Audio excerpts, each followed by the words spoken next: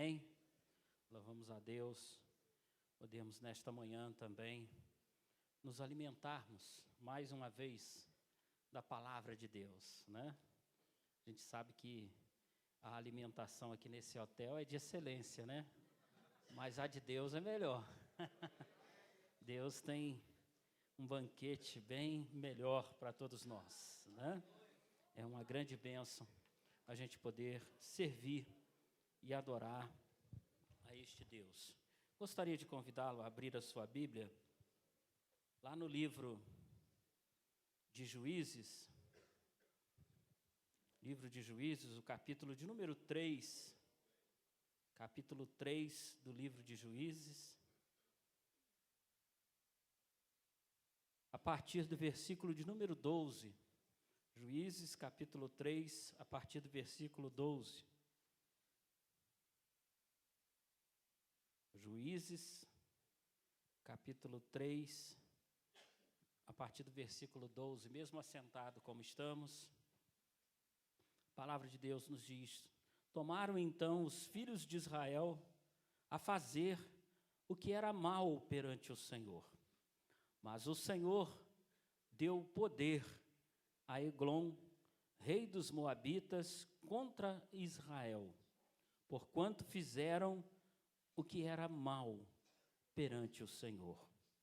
E ajuntou consigo os filhos de Amon e os amalequitas, e foi e feriu a Israel.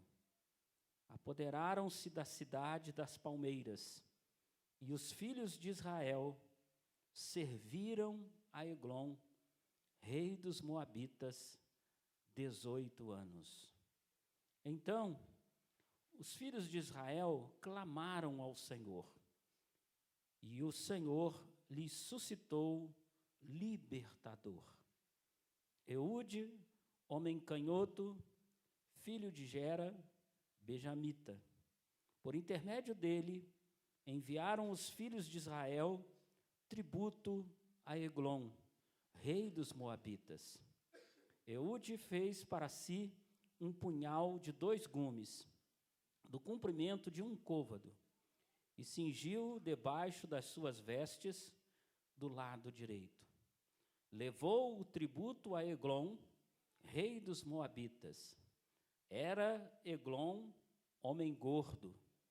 Tendo entregado o tributo, despediu a gente que o trouxera e saiu com ela. Porém, voltou do ponto em que estavam as imagens de escultura ao pé de Gilgal e disse ao rei: tenho uma palavra secreta a dizer-te, ó rei. O rei disse: cala-te. Então todos os que lhe assistiam saíram de sua presença. Eude entrou numa sala de verão que o rei tinha só para si, onde estava assentado, e disse: tenho a dizer-te uma palavra de Deus. E Eglon se levantou da cadeira. Então Eude, estendendo a mão esquerda, puxou o seu punhal do lado direito e lhe cravou no ventre, de tal maneira que entrou também o cabo com a lâmina. E porque não o retirou do ventre, a gordura se fechou sobre ele, e Eude, saindo por um postigo, passou para o vestíbulo, depois de cerrar sobre ele as portas, trancando-as. Tendo saído, vieram os servos do rei e viram, e eis que as portas da sala de verão estavam trancadas, e disseram: sem dúvida, ele está aliviando o ventre na privada da sala de verão. Aborreceram-se de esperar, e como não abria a porta da sala, tomaram da chave e a abriram, e eis o seu senhor estendido, morto em terra. Eude escapou enquanto eles se demoravam, e tendo passado pelas imagens de escultura, foi para Seirá. Tendo ele chegado, tocou a trombeta nas montanhas de Efraim, E os filhos de Israel desceram com ele das montanhas, indo ele à frente. E disse-lhes: Segui-me, porque o Senhor entregou nas vossas mãos os vossos inimigos, os moabitas. E desceram após ele e tornaram os vaus de Jaboque contra os moabitas, e nenhum deles deixaram passar. Naquele tempo, feriram dos moabitas uns 10.000 homens, todos robustos e valentes, e não escapou nem sequer um. Assim foi Moabe subjugado naquele dia, sob o poder de Israel, e a terra ficou em paz 80 anos. Palavra do Senhor. Mesmo assim como você está, obrigado, Senhor, porque valeu a pena nós acreditarmos nos teus propósitos para a nossa vida. E mais uma vez estamos aqui para nos alimentarmos da tua palavra, para que como pastores e pastoras possamos, Pai, receber essa porção da tua palavra para a nossa vida, para a vida do nosso povo, daqueles e aquelas a quem tu nos deu para pastorearmos o teu rebanho, do qual também somos parte integrante. Fala, Senhor, por favor, mais uma vez aos nossos corações. Usa a tua palavra para nos mostrar que tu és um Deus que nos chamou, que nos vocacionou, que nos nomeou para que nós possamos fazer a tua obra. Muito obrigado, Pai. Fala ao nosso coração. Nós te pedimos humildemente e já te agradecemos em nome de Jesus. Amém. Louvado seja o nome do Senhor, né?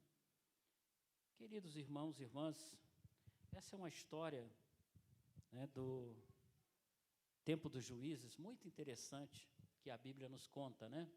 Eude, um ministério acima da mediocridade.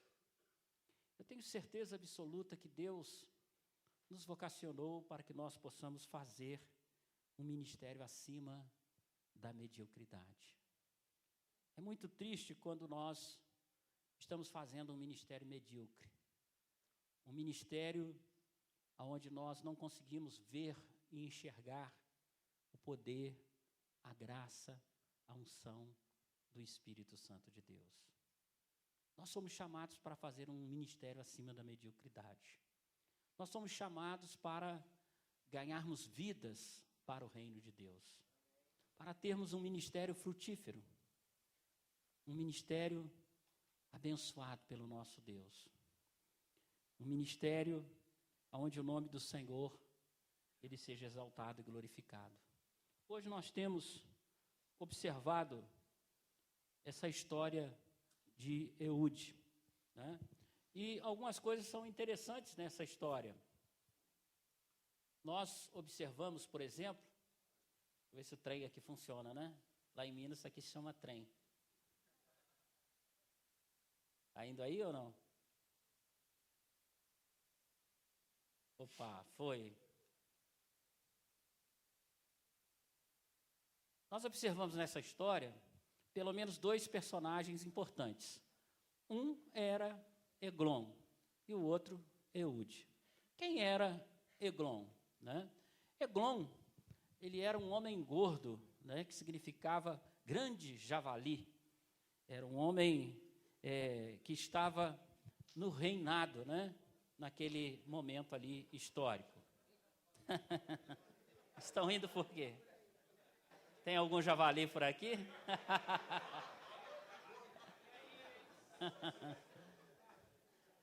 Ele era um homem, mas bem gordo, né? Eu me lembro que quando eu fui nos Estados Unidos, eu cheguei lá e eu me senti muito magro. Naquela época eu pesava quase que 115 quilos, né? Mas eu vi gente tão gorda, mas tão gorda que eu me senti magro. Era mais ou menos como esses americanos, né? Bem gordo, né?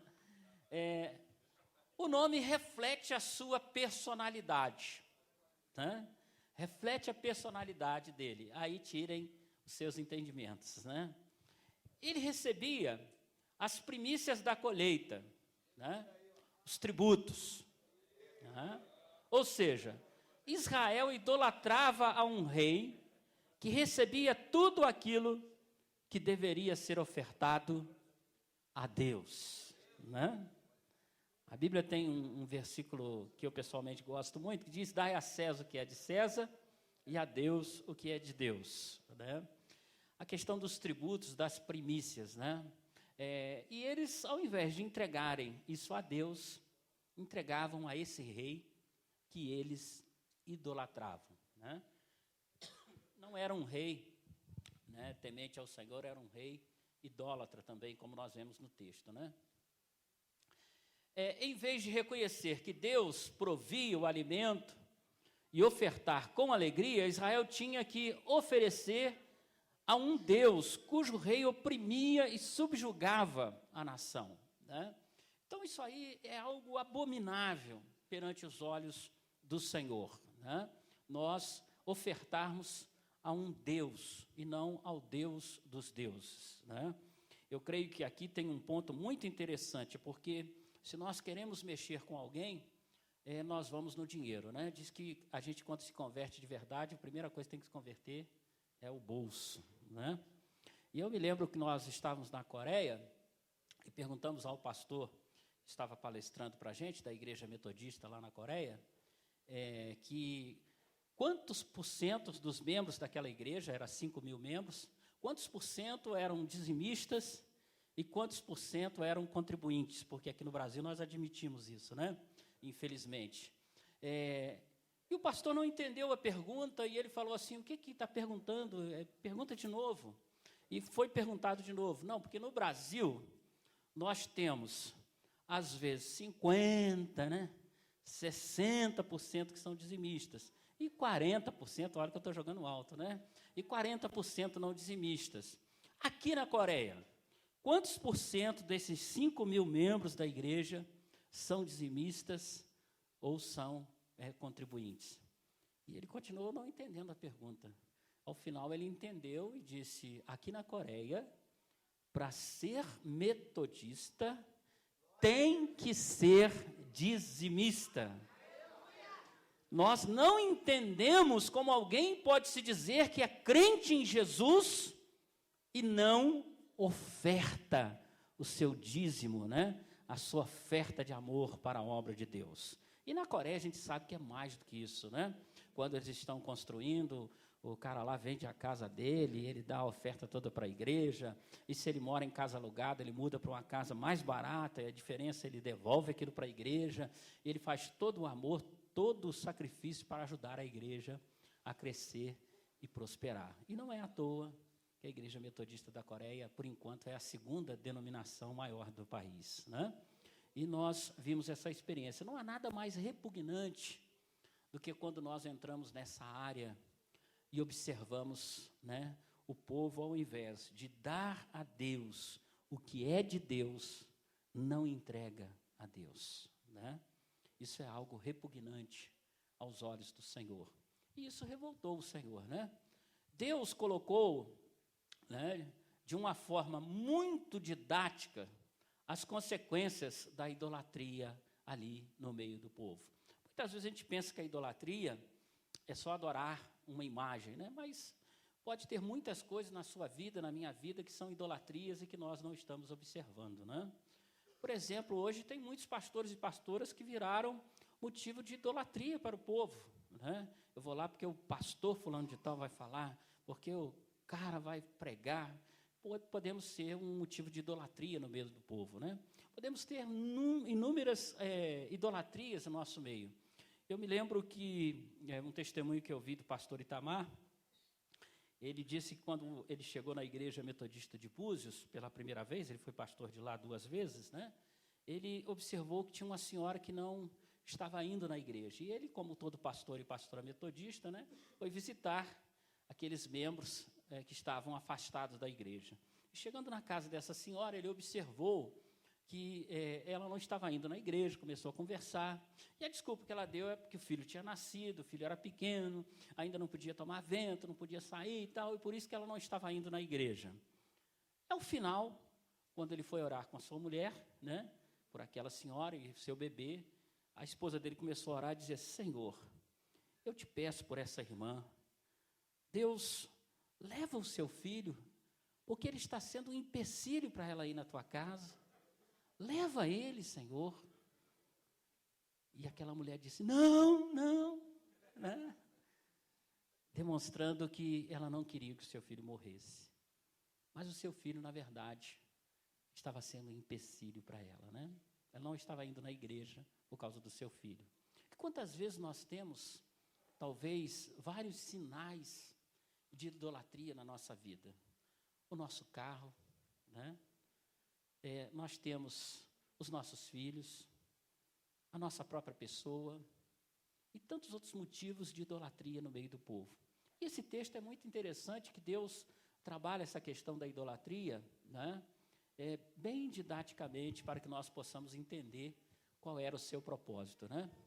Trocaram por um Deus que trocaram por um Deus que a oferta era voluntária e expressão de gratidão, né, por um Deus que, além de oprimir, era símbolo de egoísmo e só queria para si, né?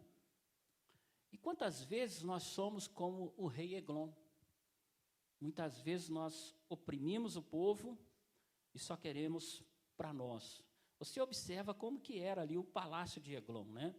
Ele tinha uma sala chamada Sala de Verão, onde tinha ali uma das suas privadas principais, em que ele utilizava toda aquela riqueza ou aquele luxo para se manter perante o povo e oprimir o povo.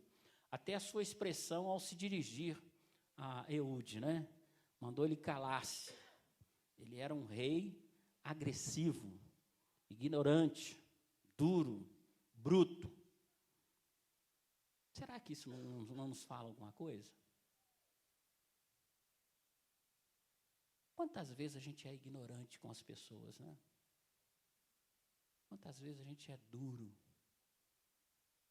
Eu já estive perto de alguns pastores que falaram com seus membros que eu fiquei envergonhado. Tamanha ignorância dele. Tamanha dureza do seu coração. Quantas vezes a gente também se coloca no meio do povo dessa forma, de maneira dura, opressora, né? Enquanto que nós esquecemos que a autoridade não tem nada a ver com autoritarismo. Eu não preciso ser autoritário para ter autoridade. Mas eu posso ser tranquilo, equilibrado e ter autoridade. Que não nos esqueçamos dos frutos do Espírito na nossa vida. Um deles é domínio próprio. E muitas vezes a gente perde o domínio próprio. A gente perde a mansidão. A gente perde características que nos identificam como um verdadeiro discípulo, uma verdadeira discípula do Senhor Jesus Cristo. Tem uma história muito engraçada na história da igreja, não me lembro agora qual é o pai apostólico, que ele não gostava de mentira. Um certo dia, ele estava no pátio do seminário e os seminaristas inventaram lá uma brincadeira para pegá-lo, né? E os seminaristas falaram assim perto dele: olha uma vaca voando. Aí ele olhou para o céu assim, e eles começaram a rir, a rir. A vaca não voa não, professor. Ele disse: eu prefiro acreditar que uma vaca voa do que um seminarista mente.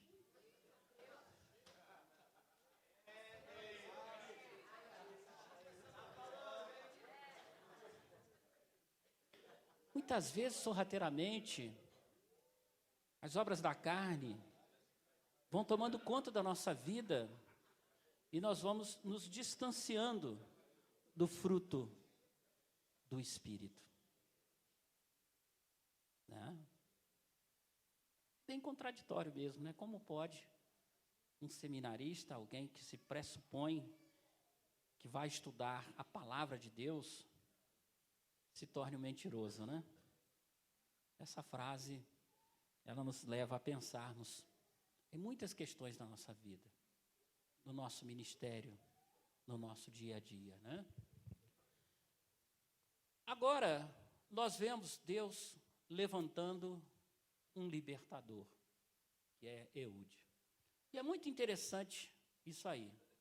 O povo clamava a Deus para que Deus levantasse um homem, né? Um homem que tinha uma deficiência na mão direita. O povo não sabia disso. O povo clamava que Deus levantasse alguém. Aqui é interessante que quando a Bíblia no Antigo Testamento enfatiza Eude era canhoto, na verdade, ela não quer dizer que ele era canhoto por ser canhoto. A Bíblia ela tem assim algumas coisas interessantes. Nada mais, nada menos, ela está dizendo que ele tinha uma deficiência na mão direita. E isso era um grande problema. Por quê? Porque, olha lá, no original não tem a palavra canhoto. Provavelmente, né, ele tinha a mão direita incapacitada. Isso era quase que certo, né? E pior ainda é o que a gente vê adiante, né? Que a mão direita era a mão da honra e a mão esquerda era da limpeza. Então, normalmente se usava a mão esquerda para se limpar, quando fosse fazer número 2, né? E outras coisas a mais, né? E a mão direita era a mão da honra, era a mão que pegava a espada que ficava do lado esquerdo, né? Porque se pegava a espada assim, desembainhava, né, com a mão direita. Então ela ficava do lado esquerdo. Preste atenção nesses detalhes, que eles são muito interessantes nesse texto, né? E aí o que a gente verifica? Um outro grande e grave problema. Eude era da tribo de Benjamim, cujo significado é filho da mão direita, né? Ou seja, ele, dentro da sua própria tribo, por ter uma deficiência justamente na mão direita, certamente era discriminado pelos demais. Certamente era alguém que não se esperava nada dele. Era alguém menosprezado por todos da tribo. Por quê? Porque ele tinha um defeito na mão direita, né? E por isso a Bíblia chega a dizer que ele era canhoto. Mas, na verdade, ele foi desenvolvendo habilidades com a mão esquerda, porque tinha um defeito na mão direita. Isso pode, superficialmente, não parecer tão importante, mas é importantíssimo, né? Porque ele fazia parte de uma tribo cujo significado é filho da mão direita, da mão da honra, né? E ele, certamente, desde pequeno, sofria por esses problemas, porque aqui, não sei se você já percebeu isso, nós estamos falando de uma pessoa deficiente. E como os deficientes são tratados, às vezes na família, como os deficientes são tratados na sociedade, na igreja. Hoje nós já avançamos um pouco mais, né? Hoje há algumas igrejas que já têm lá o banheiro para o deficiente, né? Que já tem o acesso para o deficiente. Mas você imagine no tempo de Eude, como que o deficiente sofria. Hoje se fala aí da questão do bullying, né? Como que ele passava por essas questões quando estava brincando com outra criança, quando estava ali vivendo no meio da sua tribo. E ele, por ser sempre maltratado, por não ter a mão direita, né, perfeita, ele foi desenvolvendo habilidades com a mão esquerda. E cada dia mais essas habilidades foram sendo apuradas, até por uma questão natural da sua situação física. E como nós vemos com muitos deficientes que vão desenvolvendo habilidades que nós olhamos e achamos sobrenaturais. A gente vê deficientes que têm as duas mãos que lidam, né, escrevem com os pés, por exemplo. Mas uma coisa é certa, como deficiente, ele deve ter sofrido muito. Porque, infelizmente, todos os deficientes são mal vistos, porque não estão dentro da normalidade, né? Nós logo achamos que um deficiente é um anormal, né? É alguém que não tem tanto valor, porque ele não tem ou não faz uso da mão da honra, ele não faz uso da mão direita, né? Ele, nesse sentido, era uma negação dentro da tribo de Benjamim. E o que se espera de um deficiente? Nada. Mas aí nós estamos muito enganados, porque o nosso Deus vai nos mostrar nesse texto que Ele é um Deus que usa até mesmo a nossa deficiência para destronar reis como Eglon. Ele vai contra os nossos conceitos sociais e nos mostra que Ele pode usar pessoas assim para terem um ministério acima da mediocridade. Isso é chocante, porque quando nós olhamos para nós, normais, perfeitos, né, nós muitas vezes confiamos na nossa normalidade, na nossa perfeição, e nos esquecemos de Deus, enquanto que às vezes exercemos um ministério medíocre, pequeno. Não usamos 10% da capacidade que poderíamos utilizar dentro da obra do Senhor. Não somos pessoas que superam limites e usam das suas habilidades para exaltar o poder e a graça de Deus. Nós vimos isso muito interessante na vida de Eude, né? Ali o texto, quando diz por intermédio dele, no original está por sua mão direita, né? Esse é um detalhe muito interessante, porque Eude era um deficiente, né, perante os olhos do rei. E ele foi se apresentar, e ele tinha sim um punhal, mas ele tinha um punhal do lado direito. E o que se esperava de alguém que tinha um punhal, né, do lado direito? Que ele não poderia pegar aquele punhal para fazer nada, era mais um símbolo de uma pequena proteção, né? Só que aí acontece uma coisa muito interessante. Ele chega perante o rei Eglon, ele deixa as ofertas e ele sai com o povo. Eglon era um idólatra. E quando ele chega perante o altar, onde ficavam os deuses que ele adorava, ele para e ele diz que tem uma palavra secreta para o rei. E nesse instante o rei então grita: cala-te, se é uma palavra secreta, é só para mim, não é mais para ninguém que está aqui. E como o rei observava que ele era um deficiente, que ele não carregava nada do lado direito, né? Aliás, do lado esquerdo, e que ele não representava nenhum perigo, porque o que um deficiente pode fazer? Nada. Ele manda todo mundo sair e ele fica sozinho com Eude. E nesse instante, Eude se aproxima dele, porque não representava nenhum perigo.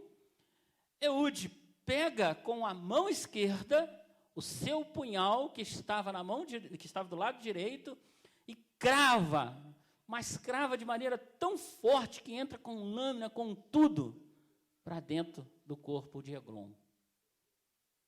E ele mata Eglon. E empurra ele ali, né, na sua privada, e deixa ele ali trancado e vai embora. E consegue fugir. E interessante que os seus servos pensam que realmente ele estava, né, aliviando o ventre. Vocês sabem o outro nome que dá para o 2, né? Mas deixa esse para lá, né? Pensam que ele estava aliviando o ventre, porque era comum ele entrar ali para aliviar o ventre. Ele fica lá, morto, né, com aquele punhal encravado dentro do seu corpo. E isso demora-se um certo tempo para descobrir que ele estava ali. E isso tem um grande significado, porque quando, isso acontece, Deus estava falando ao seu povo pedagogicamente, que aquele rei opressor, que aquele rei que não media palavras, aquele rei que oprimia o povo, que massacrava o povo, ele agora fora destruído perante os seus deuses, que nada puderam fazer para lhe proteger. E aquele rei estava morto. Consequentemente, depois que Eude reuniu o povo, e espalhou-se a notícia, o povo de Israel, ganhou forças da onde não tinha, e com aquela grande e poderosa libertação que aconteceu através da mão canhota de Eude, o povo foi liberto daquela opressão. Então aqui nós observamos isso. É exatamente este Eude que Deus levanta para marcar a sua geração e cumprir a sua vontade. Alguém que não se esperava nada dele. Alguém que estava fora dos padrões da tribo, fora dos padrões normais ou dos padrões pré-estabelecidos, por aquela sociedade. E é exatamente esse alguém que Deus levanta para marcar a sua geração. Um homem com deficiência da mão direita, com um punhal, que ele colocou ao lado direito. Um guerreiro usava a espada e colocava do lado esquerdo. Mas Deus usa este homem, que aparentemente não representava nenhum perigo, para se aproximar do rei Eglon e para eliminá-lo pelo seu poder e pela sua graça, Eude não poderia ser um guerreiro, pois não transmitia medo e preocupação a nenhum rei. Quem que transmite medo e preocupação a um rei dessa forma? Foi exatamente por isso que ele ficou sozinho com ele. Se ele tem uma palavra secreta, posso ficar sozinho, porque ele não me representa nenhum perigo, ele não tem espada, Ele é deficiente, ele é um pobre coitado. Eu posso ouvir porque ele não representa nenhum perigo para mim. E Eude entrega as primícias, como já falamos, e perante aquelas imagens de escultura fala: eu tenho uma palavra secreta de Deus. Eglon pede que todos se retirassem, pois que perigo poderia oferecer Eude, E aí acontece o pior. Eglon se levanta num ato de reverência àquela mensagem e Eude tira o seu punhal e o ataca de forma precisa. Eglon recebeu a mensagem de Deus. Um texto bem sanguinário, Bota medo aí em alguns. Mas que a gente observa que o contexto desse texto, ele é muito pior, do que nós imaginamos. Um povo se tornar oprimido, idólatra, e se distanciar dos caminhos do Senhor. A mensagem de Deus é essa aqui, Está aqui o seu julgamento, E perante os seus deuses, que o abandonaram, que nada puderam fazer por ele. Que tem boca, mas não falam, tem olhos, mas não veem, tem pernas, mas não andam, tem braços, mas não abraçam, Esses são os deuses, as idolatrias que muitas vezes se colocam na vida do povo. E Israel recebe essa mensagem.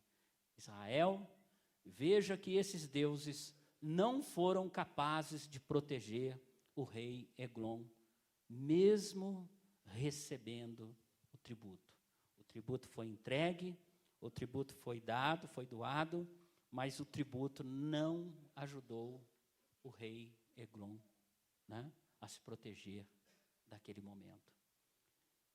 E aí a palavra de Deus nos coloca, como se o Senhor estivesse falando: eu estou livrando vocês, mesmo vocês estando distantes de mim. Aqui a gente percebe uma coisa muito interessante. O quanto que muitas vezes nós nos distanciamos da vontade de Deus, e mesmo assim o Senhor, Ele continua nos falando. Às vezes parece, para alguns, muito distante. Alguns chegam a acreditar que Deus se esqueceu dele, né? Deus não fala mais com ele. E esse esquecimento de Deus nos leva, muitas vezes, a perder a nossa fé. E quando nós perdemos a nossa fé, perdemos a nossa herança daquilo que nos formou, que formou o nosso caráter, o nosso chamado, o nosso ministério, quando nós nos esquecemos do primeiro amor, uma das tendências é nós realizarmos um ministério medíocre. Porque no nosso coração não arde mais a paixão de ganhar vidas para Jesus. No nosso coração não arde mais algumas regras que são fundamentais, a dependência de Deus. Como que eu vou depender de um Deus que parece que se esqueceu de mim? Que parece que está distante? Parece que está frio, né? Que não ouve mais as minhas orações? Assim eu penso. Mas eu gosto muito daquele corinho que diz: quando ele fica em silêncio, é porque está trabalhando. Esse Deus, quando fica em silêncio, quando parece distante, Ele está trabalhando a nosso favor. Ele está trabalhando a meu favor, a seu favor. Mas nós, muitas vezes, somos tentados pelo academicismo, somos tentados, né, pela arrogância, por tantas coisas que vão penetrando na nossa vida, filosofias, novos ensinamentos, conceitos heréticos, liberalismo, e aí começamos a fazer um ministério medíocre. É comum a gente ouvir: rapaz, se você conhecesse esse pastor quando ele era membro da igreja lá, você não ia acreditar, cara. O cara era um cara de oração. O cara ia para o monte, orava. Hoje, pobre coitado, está aí. Quando vai para o monte de coberta, né? Isso entristece o nosso coração. Pelo menos o meu entristece. De ouvir essas histórias, de como que aquela pessoa era quando tinha aquela fé que nós chamamos ingênua, como ela era quando não tinha tantos conhecimentos teológicos a respeito de Deus, e o quanto ela fica burra, ignorante, quando começa a ter esses conhecimentos teológicos e acadêmicos de Deus. E muitas vezes a gente joga a culpa na faculdade de teologia, mas eu gostei muito da palavra que o Marco falou aqui hoje. Somos nós que nos permitimos mudar para pior. Descrer de coisas básicas da fé cristã. Desassociar essas coisas da nossa vida, porque às vezes não entendemos como que Deus age através dessas coisas. É verdade, Deus é um Deus muito difícil de se compreender. E começamos a esfriar a nossa fé, a perder o nosso primeiro amor, a não ter mais aquela vida de dependência de Deus. E aí começamos a ser profissionais da religião. E como um profissional da religião, estamos preocupados com o nosso no final do mês. Não estamos mais preocupados em verdadeiramente fazer discípulos e discípulas, do qual também somos parte integrante.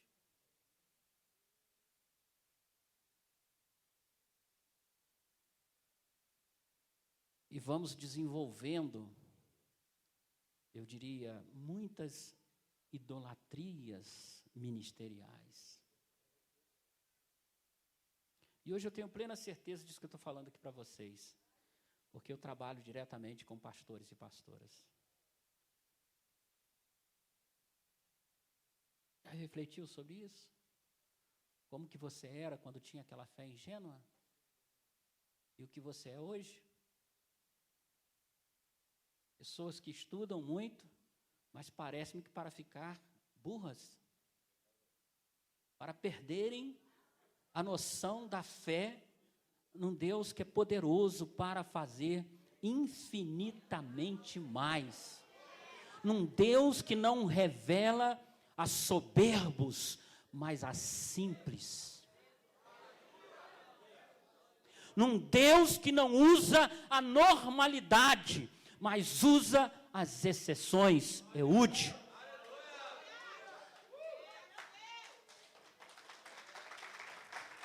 Pode aplaudir a Jesus.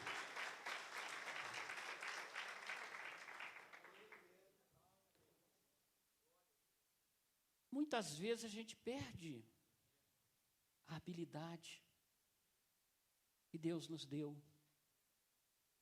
e troca essa habilidade, né, pela deficiência. E começamos a desenvolver uma filosofia do pobre coitado.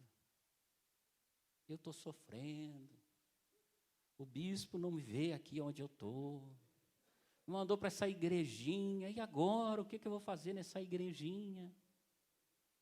Essa cidade não tem ninguém, parece que ele é sozinho ali, né? Não tem ninguém, meu salário diminuiu, como é que eu vou viver agora? Abre os teus olhos, busque a Deus, busque o Senhor. Se a tua igreja é pequena, ganhe vidas e faça dela uma grande igreja. Melhore as coisas a partir da perspectiva que Deus pode usar. Tudo aquilo que você coloca como deficiência para mostrar as suas grandes bênçãos, os seus grandes sinais, as suas grandes maravilhas. Ou você confia mais no bispo, ou você confia mais no SD, ou você confia mais na estrutura, ou você quer o status e o poder. Se você vive assim, você perdeu de longe a visão do reino de Deus que está sobre a nossa vida.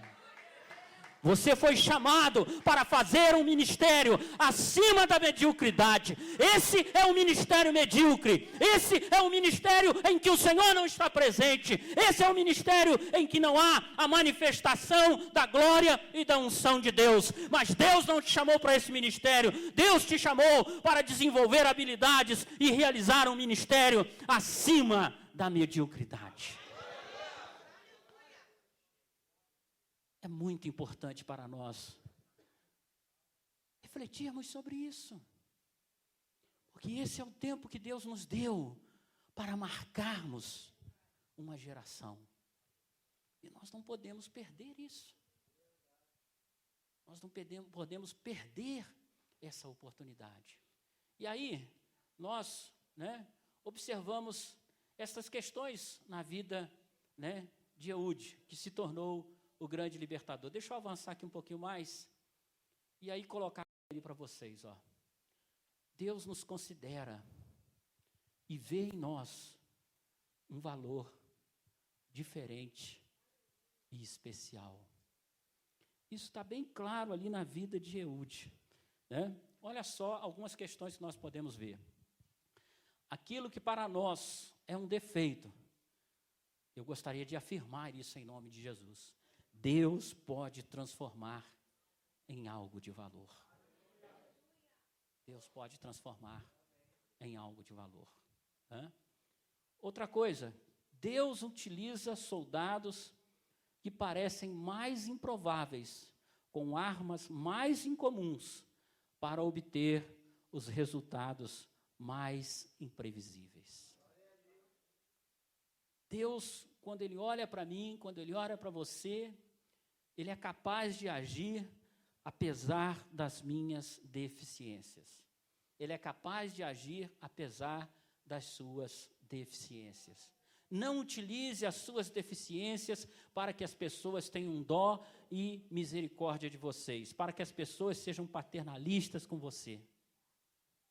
Muitas vezes a gente utiliza as nossas deficiências para isso. Mas utilize as suas deficiências para que Deus possa agir apesar delas, acima delas. Né? A gente vê isso bem presente nessa história de Eude e de Eglon. Quanto que Deus utilizou isso, né, na sua vida. Eude usou justamente aquilo que era considerado como uma deficiência na sua vida. Ele usou a sua mão esquerda para matar, para destronar aquele rei maldito, opressor e idólatra que oprimia o povo de Israel. Deus usou a sua deficiência, não usou a mão da sua honra, mas usou exatamente aquilo que precisava ser usado, a mão da limpeza, para limpar aquela história de idolatria que estava ali, né, sendo sustentada por aquele rei maldito. Né? Deus é especialista em nos usar, apesar de nossas fraquezas e limitações. Temos fraquezas? Temos sim. Temos limitações? Temos. Mas o nosso Deus é um Deus que nos usa apesar disso. Ele é um Deus que estende a sua graça, a sua misericórdia sobre as nossas vidas. Ele é um Deus que está a cada dia, né, nos santificando. E nós aprendemos que o processo de santificação, ele traz, né, primeiro, o reconhecimento. Precisamos de reconhecer, como diz o cântico, eu sou fraco, eu sou pobre, né? O salmista se expressa dessa forma, e necessitado. Porém, o Senhor, Ele cuida de mim. O Senhor, Ele cuida de cada um de nós. O Senhor conhece coisas da sua vida que nem mesmo a sua esposa ou o seu esposo conhece, coisas que você não confessa para ninguém, mas Ele conhece. E apesar destas coisas, Ele tem poder para te usar. Ele tem poder para operar o seu querer, o seu realizar através da sua vida. Né? Devemos ser nós mesmos, se queremos ser felizes. Aqui está um grande problema no ministério. Eu querer ser o que o outro é. Muitas vezes a gente vive assim na igreja. O que está dando certo lá? Então vou fazer isso aqui, que vai dar certo aqui. E nem sempre é dessa forma. Né? O que está acontecendo no ministério de fulano? Então vou fazer igual ele. Não faça igual a ele, não faça igual a ela, faça igual a Deus. O que Deus quer da sua vida. Eu não preciso ficar copiando o ministério de ninguém. Eu não preciso ser, né, uma marionete de ninguém. Há pastores que são marionetes. Né? Há pastores que gostam de ser marionetes. Mas Deus não te pegou para que você fosse marionete nas suas mãos. Deus usa cada um de acordo com as suas qualidades. Ou com as suas deficiências. Né? Nós não devemos olhar e nos projetarmos no outro, mas nós devemos acreditar que aonde estamos, da maneira que estamos e que somos, Deus pode fazer algo especial através da nossa vida. Deus pode fazer algo especial através da sua vida. E há algumas igrejas que parecem mais laboratórios do que igrejas. O que está na onda? É isso, então vou fazer isso. Aí passou a onda, não é mais isso, é aquilo, vou fazer aquilo. Né?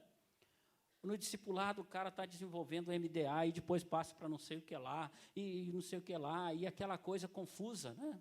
Eu não estou dizendo com isso que é errado você aprender com o outro. Não, ao contrário. Ter um coração aberto ao aprendizado, isso é importante.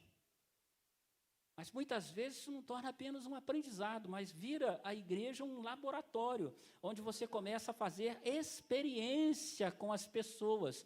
E é um momento em que essas pessoas, que não são bobas, vão acordar e verificar que elas são para você nada mais do que cobaias.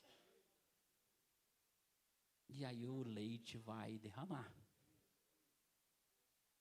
Aí você vai descobrir que acabou o seu tempo ali. E as pessoas cansaram de serem cobaias. E que não sabem para onde vão.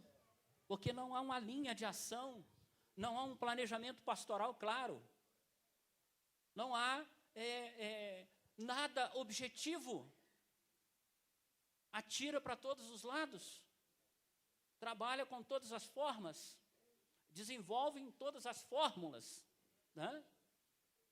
E isso vai ser um grande e grave problema quando as pessoas se despertarem. Né? E olha que hoje, no século XXI, o século da informática, o século da informação, da comunicação, as pessoas se despertam muito mais rapidamente do que antigamente. Né? Não é nada disso. Deus quer usar você, da maneira que você é.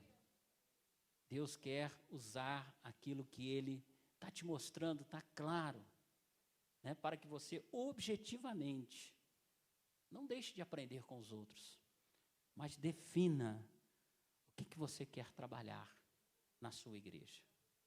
Quem atira para todos os lados, geralmente não mata nada. Dê um tiro certo, numa direção certa, e você vai ver o quanto Deus pode agir através do seu ministério, realizando um ministério acima da mediocridade. Né?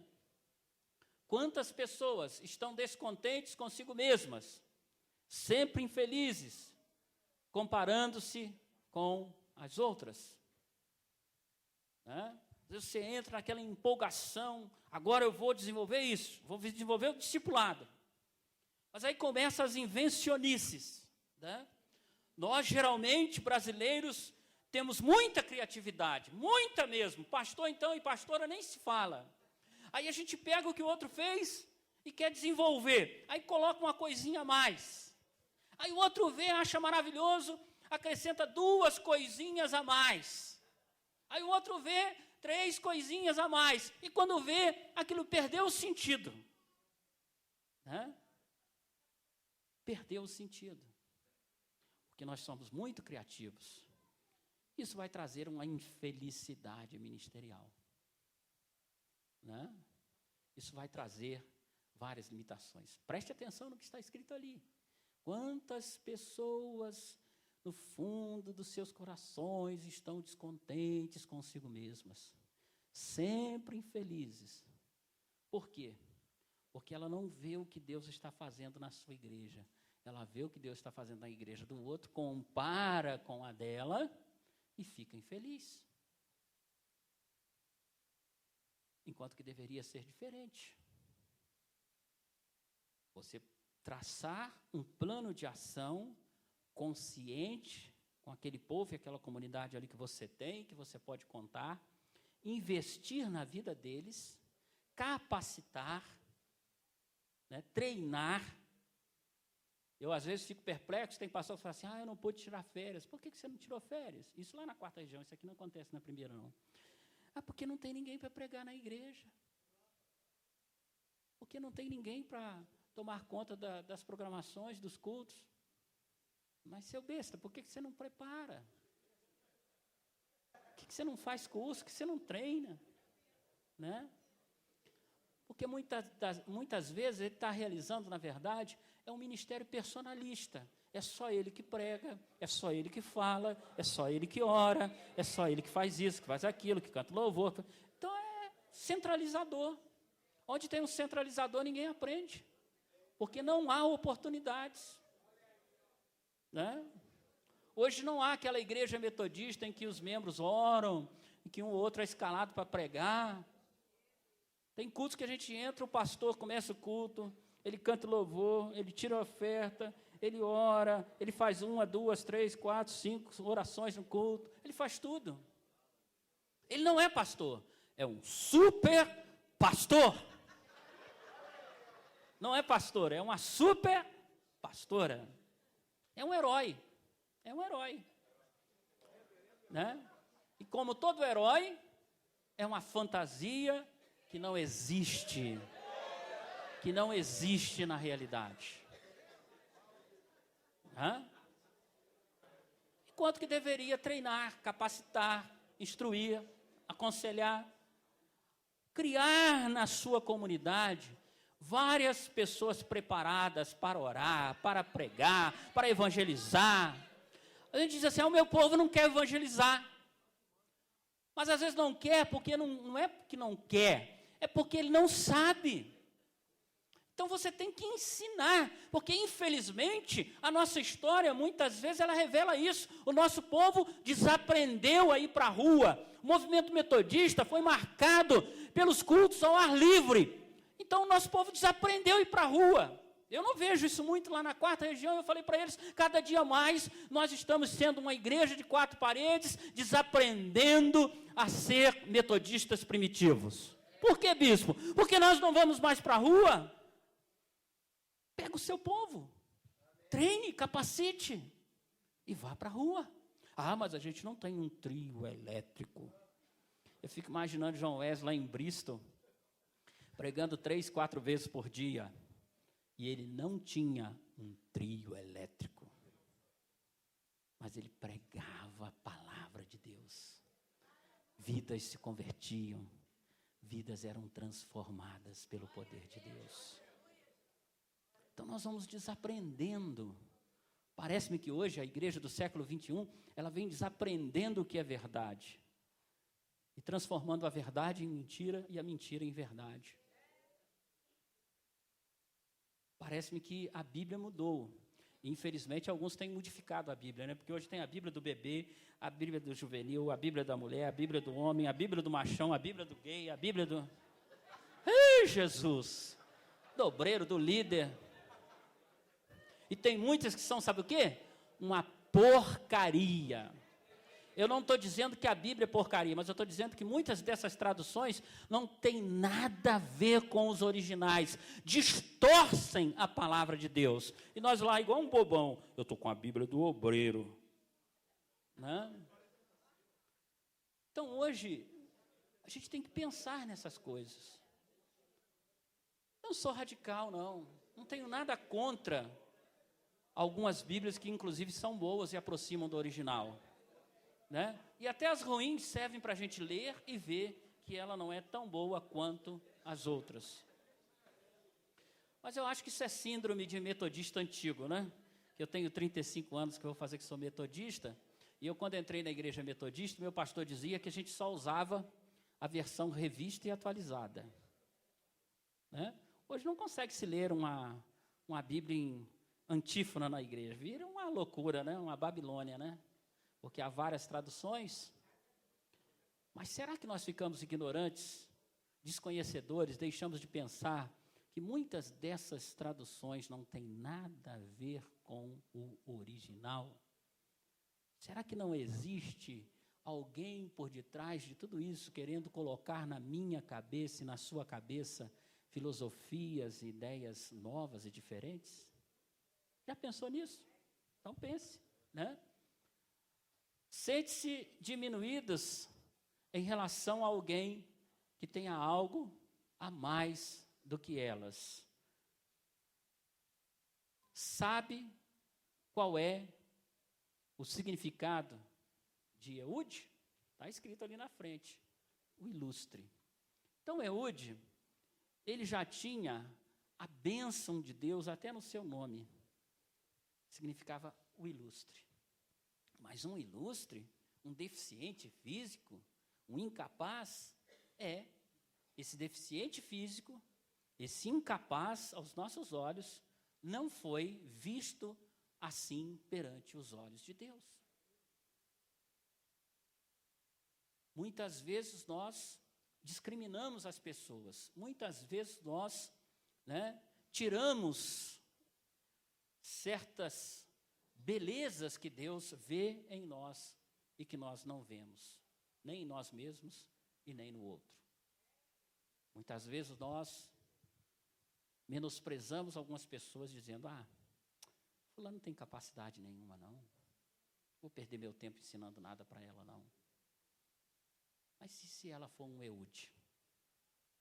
Se Deus vê nela algo que você não consegue ver, né?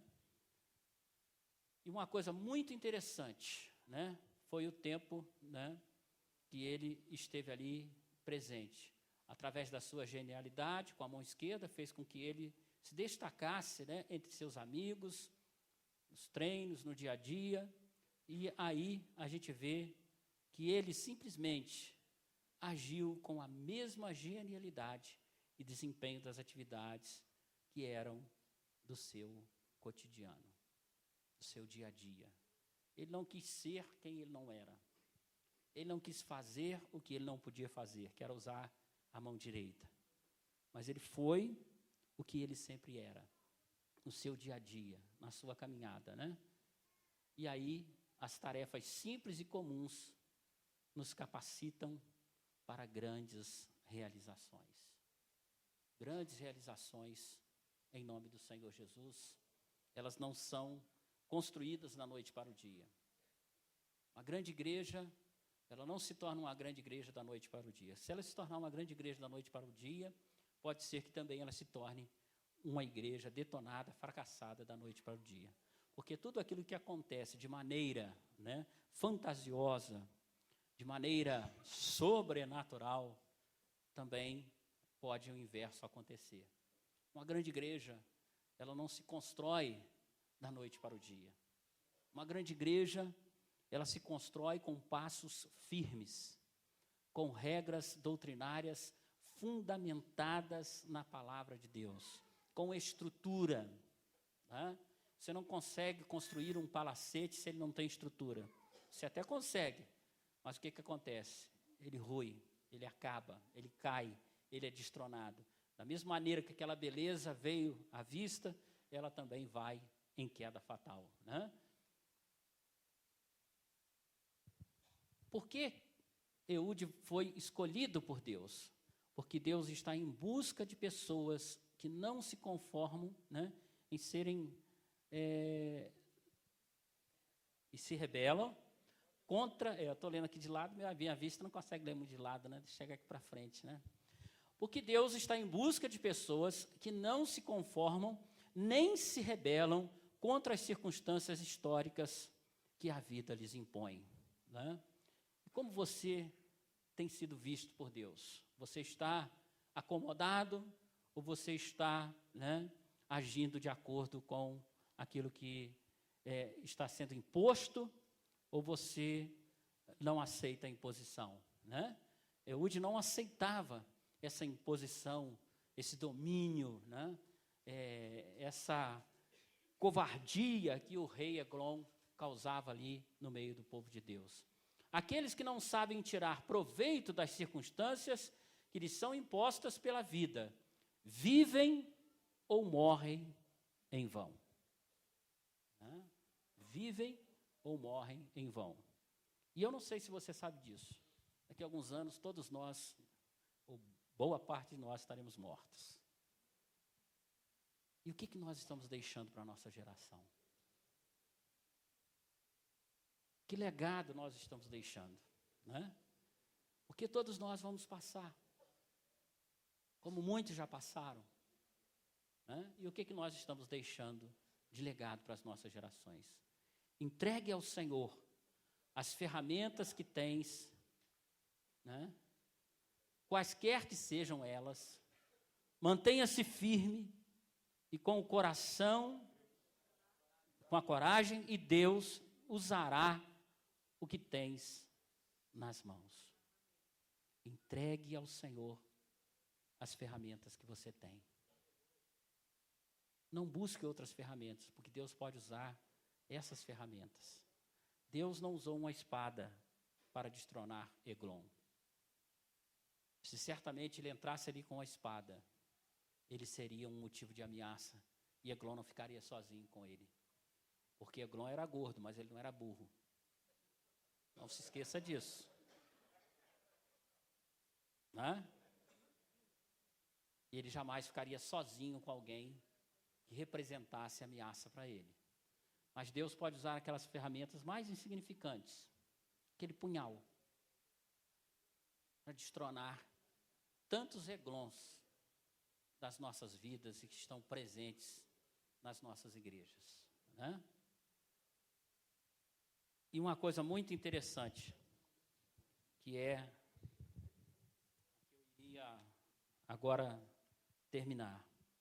Você sabe quanto tempo a Bíblia diz aqui no final do versículo de número 30, que Eude foi juiz em Israel e que houve paz? 80 anos. 80 anos de paz. 80 anos de tranquilidade. 80 anos de prosperidade, de paz no meio do povo. 80 anos que saiu das mãos esquerdas de um homem simples, deficiente, mal visto por muitos, menosprezado desde a sua infância, que sofreu bullying, que sofreu tudo, mas que foi através das mãos dele, esquerdas, não direita, que Deus trouxe 80 anos de paz para o meio do seu povo. Como temos olhado as pessoas? Como temos olhado a nós mesmos? Que nosso ministério, ele venha a ser um ministério marcado por essa história e por muitas outras histórias onde Deus age pelo improvável, por aquele que não se espera. Não foi assim também a história de Davi? Samuel foi lá, ungiu o rei, viu todos os filhos, achou que era um, porque ele era bonito e tal. Deus falou assim, não é esse aí não. Pergunta para ele que ele tem mais filho. E Deus na história, ele age dessa forma. Ele pega as coisas mais improváveis, mais desprezíveis, e ele transforma em poder e em glória nas suas mãos. Porque quem é como Eude, ele sabe que ele só pode ser levantado mesmo pela graça de Deus. Ele não pode ser levantado por outras mãos, senão pelas mãos de Deus. Quem é como Eude, ele sabe e reconhece. Só quem pode dar valor a ele é Deus. Só quem pode usar a sua vida é Deus. Vamos ficar em pé nesse instante. E vamos estar orando nesse sentido. Feche seus olhos. Curve a sua cabeça. Vamos estar orando nesse sentido. Talvez você não tenha nenhuma deficiência física. Talvez você, aparentemente, é forte como um general, mas quando você tira as fardas, você vê que dentro de você há coisas que ninguém vê, mas que demonstram a sua fraqueza. Naamã não era assim? Quando ele estava de farda, ele era temido, respeitado por todos. Mas quando ele chegava em casa e tirava as fardas, ele via as feridas da lepra avançando no seu corpo. E nós sabemos que a lepra significa pecado. Talvez nós não temos deficiências físicas, mas há um pecado que nos domina. Há um pecado que nos escraviza. Há um pecado que nos leva a pensar. Há um pecado que nos leva a não acreditar que Deus pode usar a nossa vida. Se esse pecado não for contra o Espírito Santo, nós sabemos que ele pode ser perdoado. Que não há pecado que não possa ser perdoado. Não há pecado que possa nos afastar da presença, da glória, da graça de Deus. Mas nós também aprendemos, eu estou só relembrando para você nessa manhã, que pecado tem nome. Que que pecado se mostra na nossa vida. E muitas vezes a gente relaciona o pecado com aquilo que a gente já tradicionalmente aprendeu a identificar como pecado. Adultério, prostituição, vícios. Mas nós sabemos que isso são apenas consequências do pecado. Mas que há outras coisas que nós tradicionalmente não identificamos, mas que também são pecados na nossa vida. Orgulho, prepotência,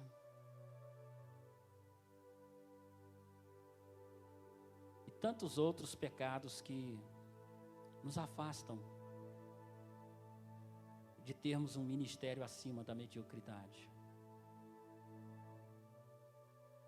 E nesta manhã nós queremos apresentar as nossas vidas ao Senhor,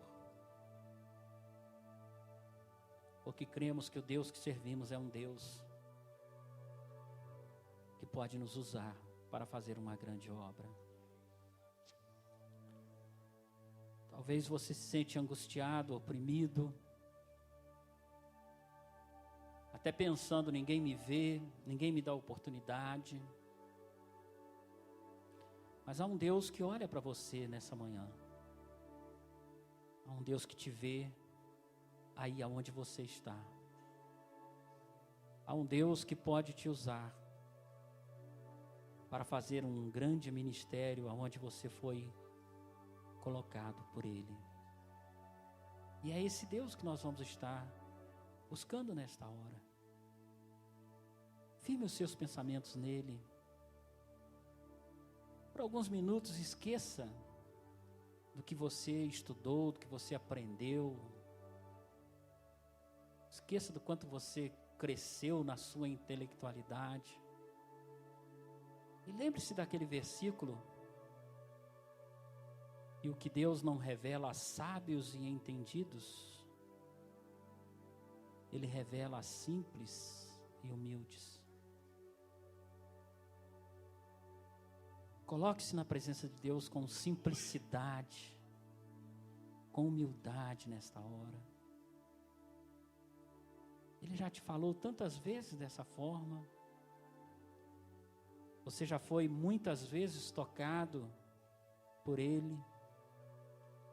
E hoje mais uma vez Ele está aqui nessa manhã, Ele te trouxe neste lugar. Talvez você pensou que veio aqui porque foi convocado.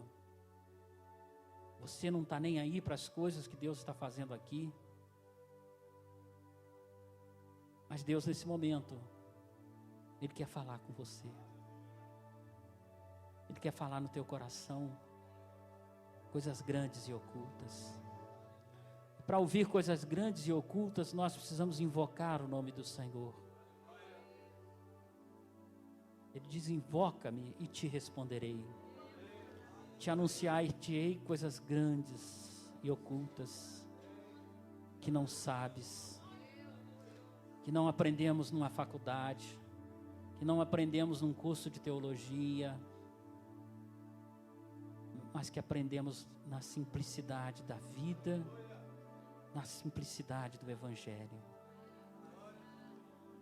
Sim, meu Deus e meu Pai, aqui estamos como pastores e pastoras. Aqui estamos, Pai, como pessoas que um dia fomos chamados e chamadas por Ti. E a nossa fé, Senhor, nos fez acreditar nesse chamado. Saímos das nossas igrejas locais, saímos do nosso abrigo, saímos do nosso lugar secreto e fomos, Pai, para terras distantes, para lugares diferentes. E muitos estão aqui já numa caminhada, Senhor.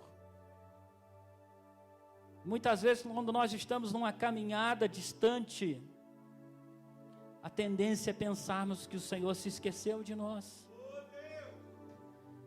A tendência é pensarmos que já não tem mais sentido essa caminhada.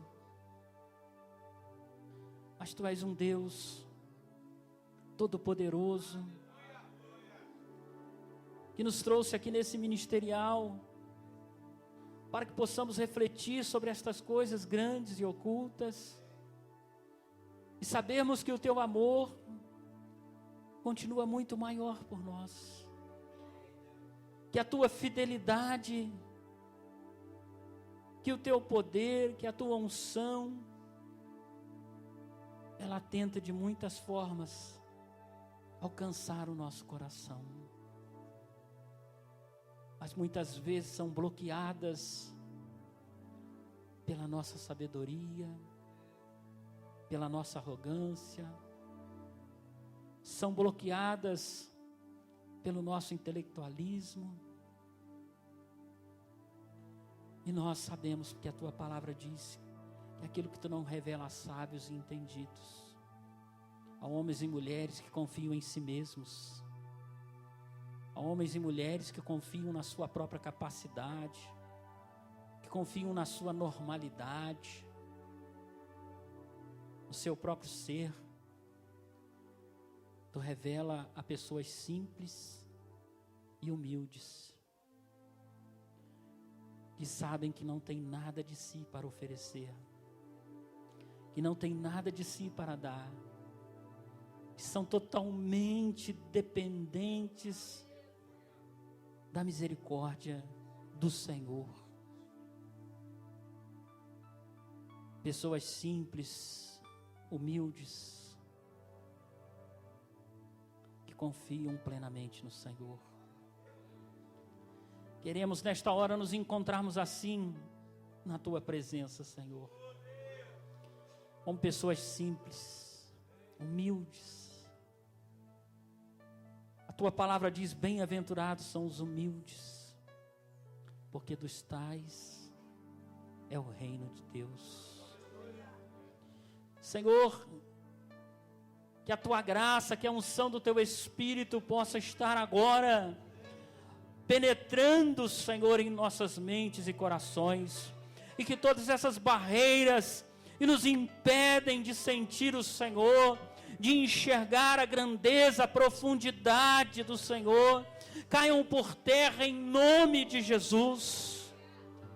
Pai, porque nós queremos exercer o nosso ministério acima da mediocridade. Nós queremos exercer um ministério que alegre o coração do Senhor, que alegre o nosso coração, um ministério que não nos glorifique, mas que glorifique o nome do Senhor, que exalte o nome do Senhor. Nos colocamos como Eude, Senhor, homens e mulheres, talvez deficientes perante os olhos do outro, mas não perante os olhos do Senhor, porque o Senhor pode transformar imperfeições em grandes sinais de milagres, de cura, de maravilhas, de prodígios. Então, Senhor, nós clamamos: faz isso na nossa vida, Senhor, faz isso no nosso ministério, Senhor, por misericórdia, Senhor, por misericórdia. Vem com o Teu Espírito agora sobre a vida deste colega, desta colega. Vem com o Teu Espírito agora sobre as nossas vidas. Vem com o Teu Espírito agora e abre os nossos olhos espirituais para que possamos enxergar a grandeza do Senhor. O Senhor é grande, o Senhor é poderoso para fazer infinitamente mais do que pensamos, do que imaginamos. Livra-nos, Senhor, de todas as tentações ministeriais. Livra-nos, Senhor, da tentação do poder, da tentação do status, da tentação do dinheiro. Livra-nos da tentação da cobiça. Livra-nos da tentação da prepotência, do orgulho, que muitas vezes tem trazido inimizade entre nós e colegas, tem criado muros de separação, tem assolado, Senhor. Livra-nos da tentação da politicagem. Livra-nos da tentação de querermos ser aquilo que não fomos chamados para ser. Queremos estar onde o Senhor quer que estejamos. Não queremos cometer equívocos, Senhor.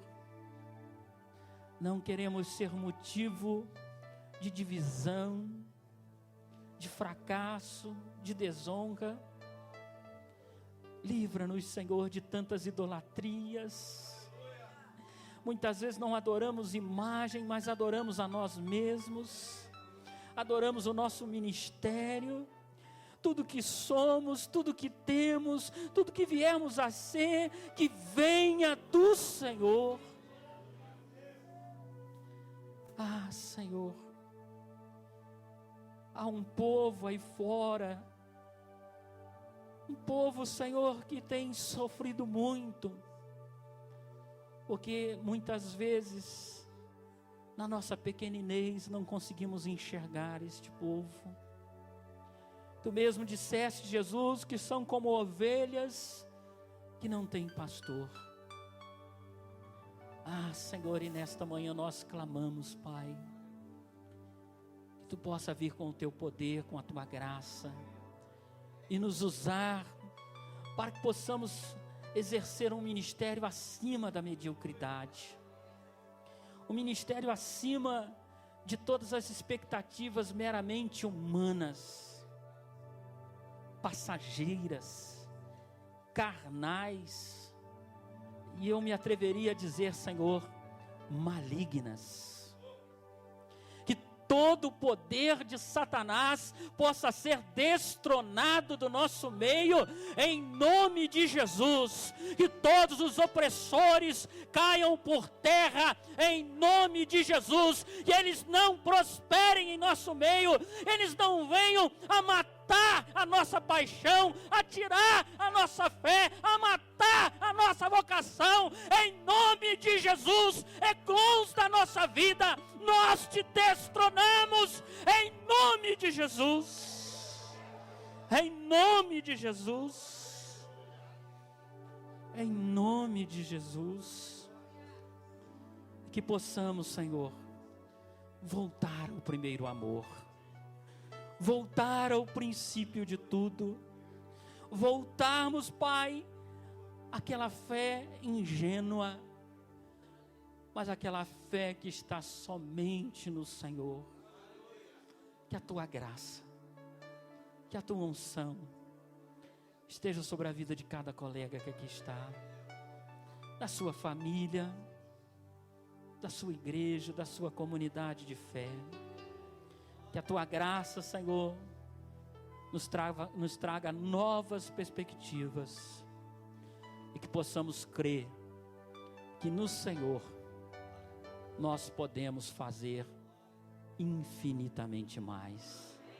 Assim oramos, Pai, com a fé no nome de Jesus Cristo, o nosso Senhor e Salvador, o Mestre de nossas vidas, em nome de Jesus.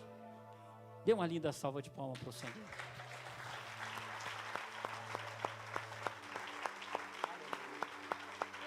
Glória a Deus. Aleluia.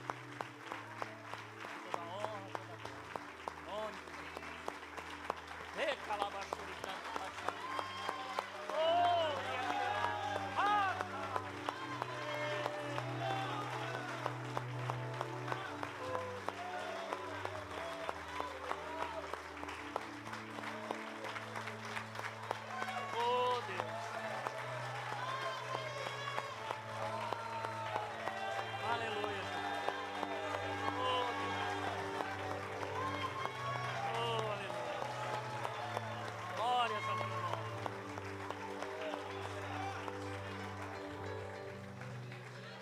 Aleluia. Só te diria para encerrar: não esteja onde você quer estar, querido. Esteja onde Deus quer que você esteja. Amém? Não esteja onde o seu coração quer que você esteja ali. esteja onde Deus quer que você esteja. E você será bem mais feliz. Você terá um ministério acima da mediocridade. Amém? Deus te abençoe em nome de Jesus. Muito obrigado. E que a graça do Senhor possa sustentar os bispos, o colégio episcopal, nessa hora onde a igreja esqueceu exatamente aquilo que foi ministrado e pregado aqui, pelo menos uma parte dela, significativa. Pai, nós te louvamos, porque muitas vezes nós queremos ser como Elias, mas nós fazemos parte daqueles 7.000. Nós não estamos na mídia, mas somos os escondidos, escolhidos pelo Senhor. Não dobramos os nossos joelhos a Baal, mas clamamos, ó Deus, para que seja destronado todo o poder de Acabe. Que todo princípio, toda ideologia mundana e secular, ó Deus, que tenta assolar a tua igreja, de fato sejam destronadas, Pai. Possamos clamar por uma igreja mais santa, mais pura, mais voltada para as pessoas, porque é isso que o Senhor tem falado conosco nesses dias. Cuida do teu filho,